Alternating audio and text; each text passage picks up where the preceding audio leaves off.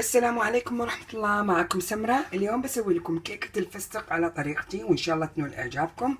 أول خطوة دهنت القالب بالزيت ورشيته بالطحين وحطيت ورق الزبدة وتحت الصينية، لأن هذه القوالب أو الصواني موصل سريع للحرارة لضمان كيكتنا أنها لا تحترق. خلصنا الخطوات وجهزناهم، ولضمان كيكة رائعة نشغل الفرن على درجة حرارة 180. أعرض معاكم المكونات. عندي 4 ملاعق كبيرة فستق، ملاعق كبيرة بيكنج باودر، رشة ملح، ملعقة صغيرة فانيلا سائلة أو عندكم البودر. هذه السائلة وهذه البودر، أنتم مخيرين. السائلة نحط ملعقة كبيرة، البودر نحط ملعقة صغيرة.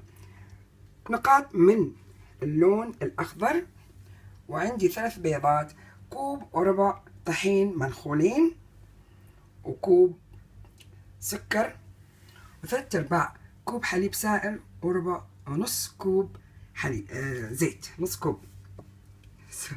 كوب زيت. نبتدي معاكم. أول خطوة بضيف كل المواد الجافة مع بعض، كلها نحطها مع بعض. هذه أول خطوة. بعدين نحط البيض والسكر. تابعوني باقي الخطوات. بضيف البيض بسم الله والسكر والفانيلا ونخلط.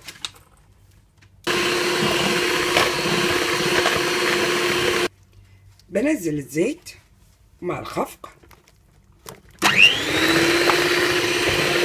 الحين أضيف الطحين. نبتدي بالطحين ونختم بالطحين بالتناوب بين الطحين والحليب. نخفق. نضيف الحليب على 3 مراحل الطحين ومرحلتين الحليب. حطيت الحليب بالمرحلة الثانية، والحين المرحلة الثالثة الطحين كله، ونخفق كذي تكون خلصت كيكتنا. وبهذا الأثناء نحط اللون الأخضر كمية بسيطة. حطيت الطحين وحط نقاط من اللون الأخضر ونخفق. نسوي هالحركة هذه علشان لا يطشر علينا الطحين ويصير عندنا ضار. ومجرد ما يختفي الطحين نوقف على أساس لا نهبط البيض اللي عندنا، وكذي تكون كيكتنا جاهزة للخبز. نصبها بالقالب على درجة حرارة 180، تقريبا من 35 إلى 40 أو حسب أفرانكم. نصب الكيكة بسم الله.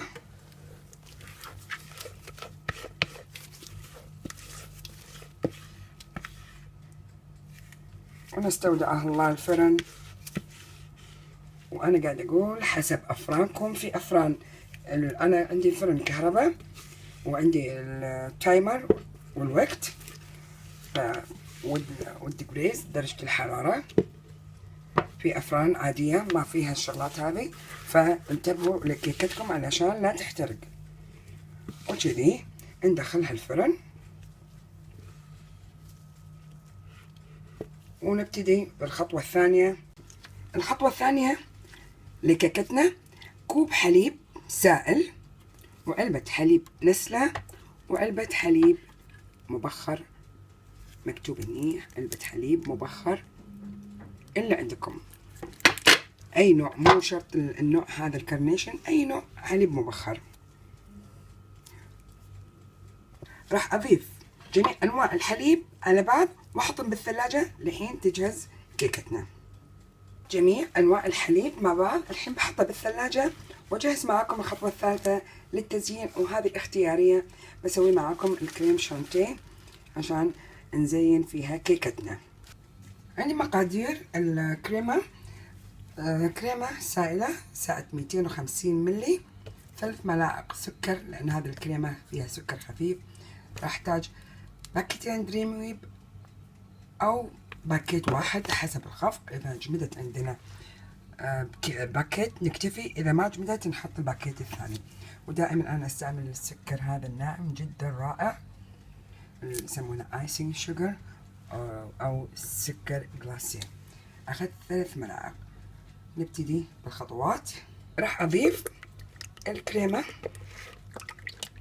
والسكر ونخفق.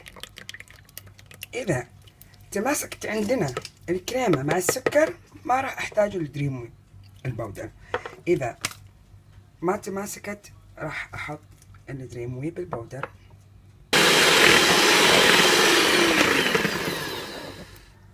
اجمدت عندنا الكريمة بس مو بالقوام اللي أنا أبيه.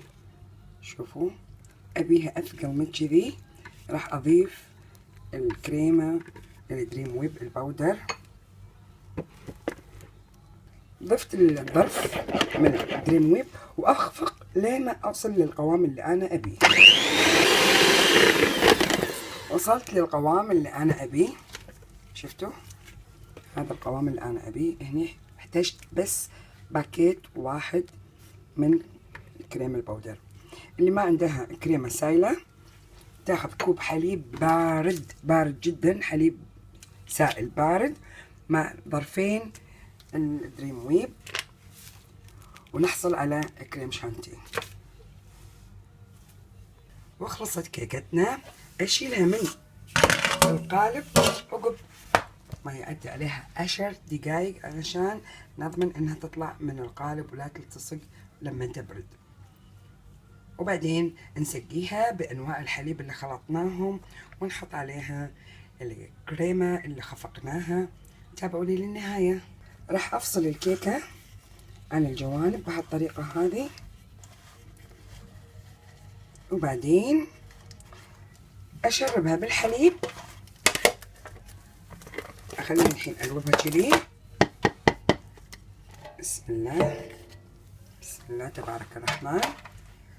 اخليها تبرد تماما، بعدين اشربها بالحليب وازينها بالكريم شانتيه. الخطوة هذه اختيارية، بحط شوية من نقاط الالوان ونشرب فيها الكيكة. بسم الله. ابتدي اشرب كيكتنا من الاطراف، وكل ما نشفت امتصت الحليب نرجع مرة ثانية نشربها. شربت كيكتنا بأنواع الحليب، الحليب السائل والحليب المكثف المحلى والحليب المبخر. الحين أخليها تمتص تماما وبعدين أزينها بالكريم شانتيه. حطيت لون أخضر في الكيس تزيين وبحط عليه الكريمة عشان تطلع لنا حركة أخضر مع أبيض، وتطلع كيكتنا زينتها جميلة ولذيذة. زين كيكتنا. وعندي من الصوص الحليب اللي تم عندنا، اللي يحب عقب ما نقصصها يضيف أو يزيد الكمية على القطعة مالته، شيء اختياري. نقول لكم علينا وعليكم بالعافية، بالصحة والراحة، ودمتم سالمين.